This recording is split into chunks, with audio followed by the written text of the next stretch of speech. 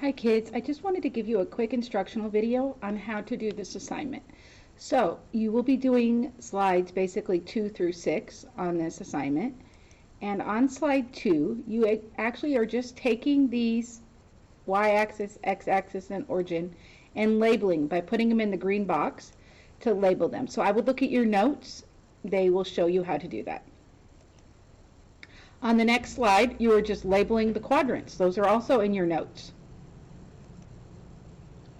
On the third slide that you need to do, you actually are going to be graphing these ordered pairs after you watch the video. So you're going to click here to watch the video, and then you actually are going to move these hearts and stuff to where it goes. So if it's at 1, +4, it goes right here, like so, and then I'm going to put it back.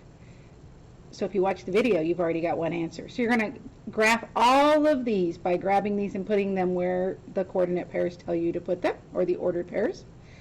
After that, you are going to be telling me where each of these spots are in this coordinate plane.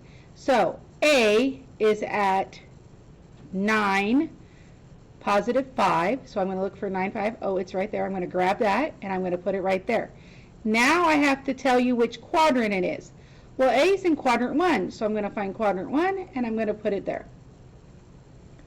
Right?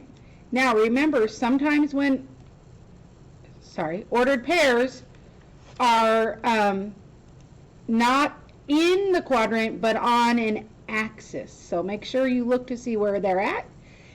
And that's all you have to do for today are those 5 slides, or 4 slides actually.